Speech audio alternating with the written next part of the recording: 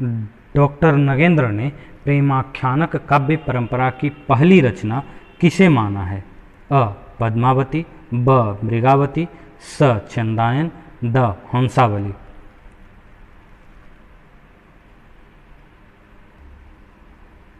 हमारा उत्तर होगा हंसावली।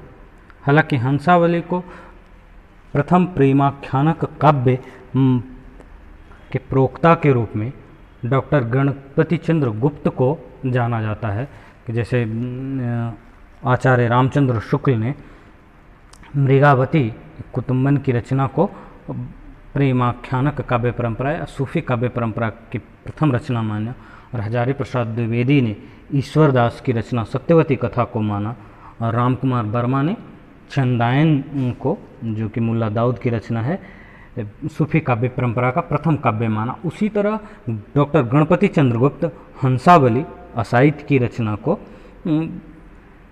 प्रेमाख्यानक काव्य परंपरा का प्रथम काव्य मानते हैं, और डॉक्टर नागेंद्र इसका समर्थन करते हैं। चलिए अगला प्रश्न लेते हैं, 145वां प्रश्न। आचार्य रामचंद्र शुक्ल ने प्रेमाख्यानक काव्य परंपरा की पहली कृति किसे स्वीकार किया है? अ. सत्यवती कथा, ब. मृगावती, स. मधुमालती, द. हंसावली।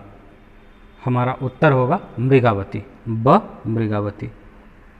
रामचंद्र शुक्ल प्रेमाख्यानक का परंपरा की पहली रचना किसे मानते हैं? मृगावती को। अगला प्रश्न 146वां प्रश्न। आचार्य हजारी प्रसाद द्विवेदी ने प्रेमाख्यानक काव्य परंपरा की पहली कृति किसे स्वीकार किया है? अ. मिश्र बंधु, डॉक्टर नागेंद्र, स. सत्यवती कथा, द. पद्मावती। हमारा उत्तर होगा स. सत्यवती कथा। इसके दो ऑप्शन तो ऐसे ही गलत हैं, नाम है रचना के, व्यक्ति के नाम है, रचना के नाम नहीं है। दो ही रचना है, पद्मावती और सत्यवती कथा, तो हमारा उत्तर होगा सत्यवती कथा, जो कि ईश्वरदास की रचना है, 1501 में रची गई है। अगला प्रश्न 147वां प्रश्न। चंदायन की रचना किसने की? अ. शेख नबी, ब. कुतुम्बन, स. कासिम शाह, द. मुल्ला दाऊद। हमारा उत्तर होगा द. मुल्ला दाऊद। चंदायन की रचना मुल्ला दाऊद ने की। मधुमाल अगला प्रश्न 148वां प्रश्न। मधुमालती किसकी रचना है? अ. मंजन, ब. जयसी, स. ईश्वरदास, द. शेख नबी। हमारा उत्तर होगा मंजन। मधुमालती किसकी रचना है? मंजन की, यानी 148वां का अ, मधुमालती मंजन। निम्नलिखित में से शेख नबी की रचना कौन सा है? 149वां प्रश्न। निम्नलिखित में शेख नबी की रचना कौन सी है? अ. इंद्रावती, ब. ढोला मारूरा दुहा, स. ज्ञानदीप, द. चित्रावली। हमारा उत्तर होगा ज्ञानदीप, स. ज्ञानदीप। ज्ञानदीप किसकी रचना है? शेख नबी की। इंद्रावती नूर मोहम्मद की रचना है। चित्रावली उस्मान की रचना है। अगला प्रश्न 150वां प्रश्न। रूप मंजरी का रचनाकार है? अ. नंददास, ब. कुंभनदास, स. तुलसीदास, द. नारायणदास। रूप मंजरी रचना है नंददास की, तो हमारा उत्तर हो जाएगा अ, 150 का अ। रूप मंजरी का रचनाकार है नंददास। अगला प्रश्न 151वां प्रश्न। छित्तई वार्ता किसकी रचना है?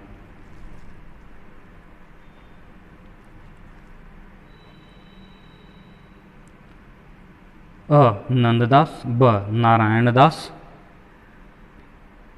स. ईश्वरदास, द. सूरदास। हमारा उत्तर होगा ब. नारायणदास। छित्तई वार्ता किसकी रचना है? नारायणदास की।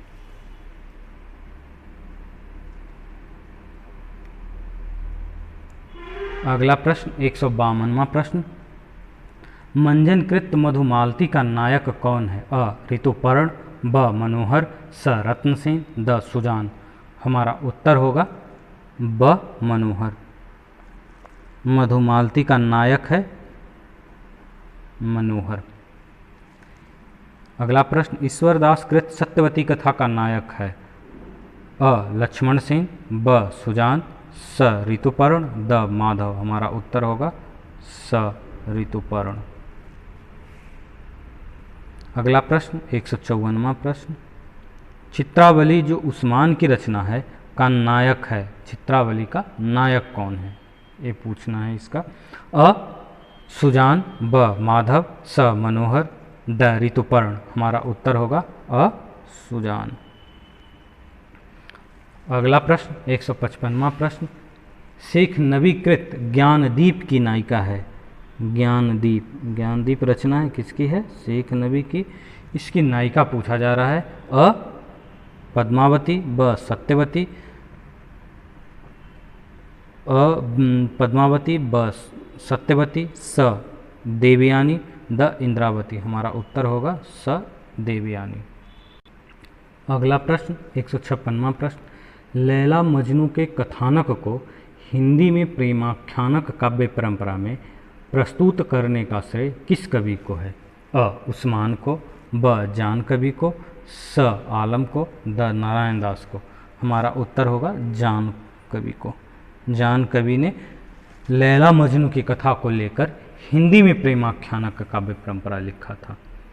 अगला प्रश्न 157वां प्रश्न, तन चित्तौर मन राजा किन्हा, यह पंक्ति किसकी है।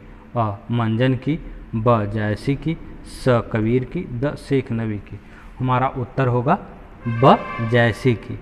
जैसी ने तन चित्तौर मन राजा किन्हा, ये पंक्ति पद्मावती में से ली गई है। यह पंक्ति जो 157वें प्रश्न में दी गई है, तन चित्तौर मन राजा किन्हा, जैसी की रचना पद्मावती से ली गई है। अगला प्रश्न 158वां प्रश्न, पद्मावत की रचना किस ग्रंथ के आधार पर की गई है। अ रत्नशेखर कथा, ब नल दमयंती कथा, स उषा अनिरुद्ध कथा, द कृष्ण रुक्मिणी कथा। हमारा उत्तर होगा अ रत्नशेखर कथा। अगला प्रश्न 159वां 159, अमै जानि कवित अस किन्हा, मूक यह रहे जगत मह चिन्हा। यह पंक्ति किसकी है।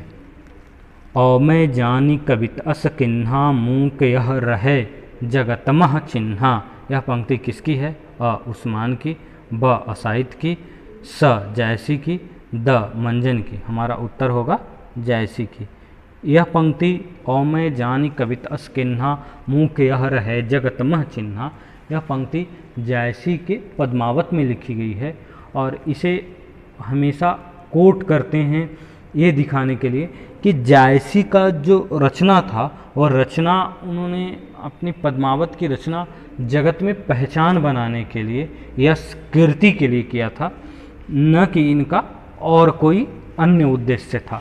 रचना का उद्देश्य दिखाने के लिए इस उक्ति को कोट किया जाता है। अगला प्रश्न 160वां प्रश्न, जायसी के गुरु का नाम था।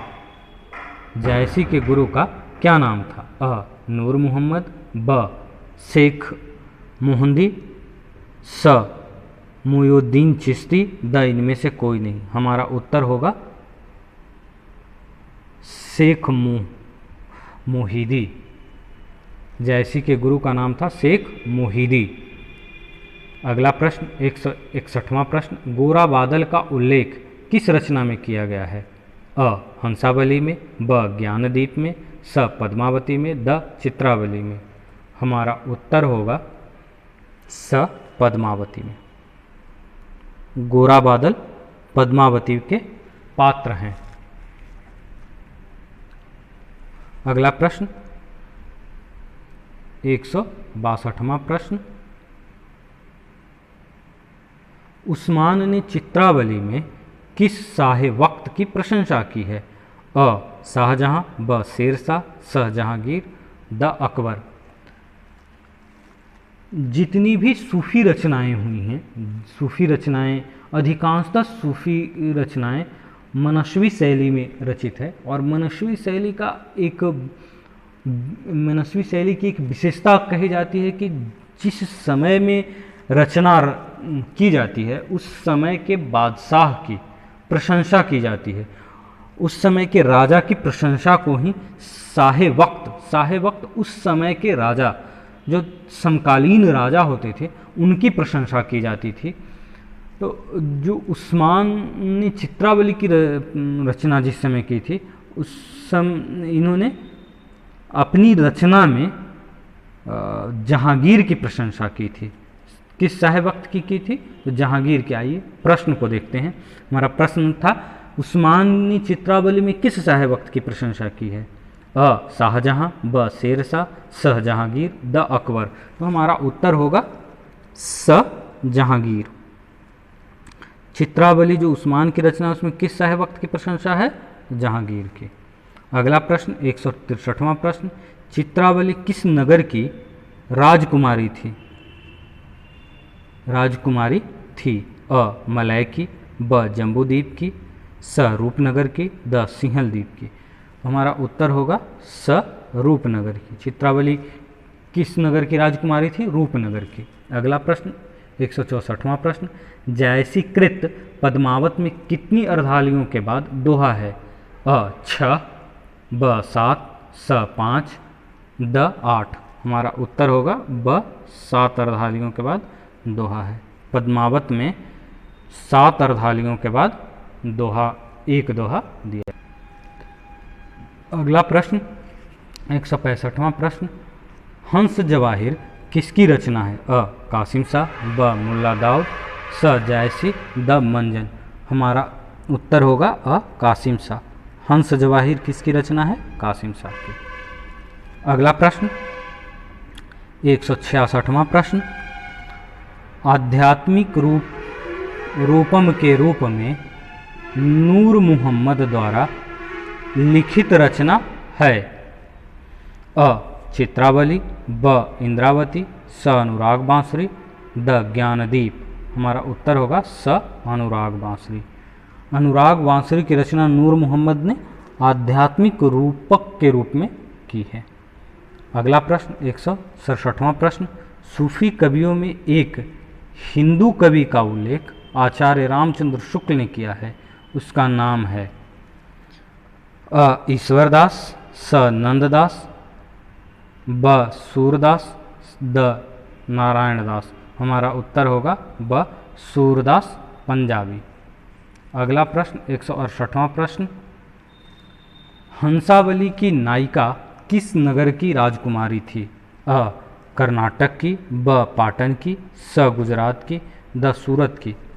हंसावली नायिका जो थी वो पाटन नगर की राजकुमारी थी। तो हमारा उत्तर होगा ब। हंसावली किस नगर की राजकुमारी थी? पाटन की। अगला प्रश्न 169 169वां, कामदेव की स्तुति किस रचना में किया गया है? अ माधवानल कामकंदला, ब पद्मावत में, स ज्ञानदीप में, द मंजन में। हमारा उत्तर होगा अ माधवानल कामकंदला में। माधवानल कामकंदला में देव के रूप में कामदेव की स्तुति की गई है।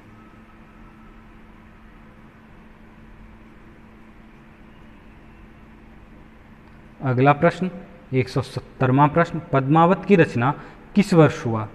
अ 1660 ईस्वी में, ब 1440 में, स 1540 में, द 1545 में। हमारा उत्तर होगा स 1540 में। पद्मावत का रचना काल है 1540 ईस्वी। अगला प्रश्न 171वां प्रश्न, पद्मावत में जायसी ने अपना गुरु किसे स्वीकार किया है? अ ख्वाजा निजामुद्दीन को, ब सैयद अशरफ को, स हीरामन को, द अहमद शाह को। हमारा उत्तर होगा ब सैयद अशरफ को। पद्मावत में जायसी ने अपना गुरु किसे स्वीकार किया है? सैयद अशरफ को। अगला प्रश्न 172वां प्रश्न, यह तन जारों छार के कहों की पवन उड़ाव। यह तन जारों छार कै कहाँ की पवन उड़ाव, यह पंक्ति किसकी है? अ जैसी, ब मंजन की, स मुल्ला दाऊद की, द उस्मान की। हमारा उत्तर होगा जैसी की। किसकी है? जैसी की है।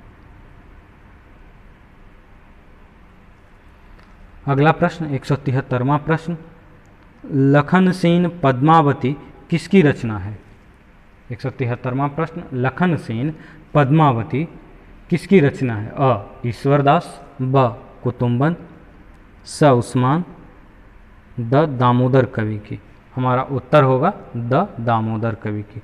लखन सेन पद्मावत किसकी रचना है? दामोदर कवि की।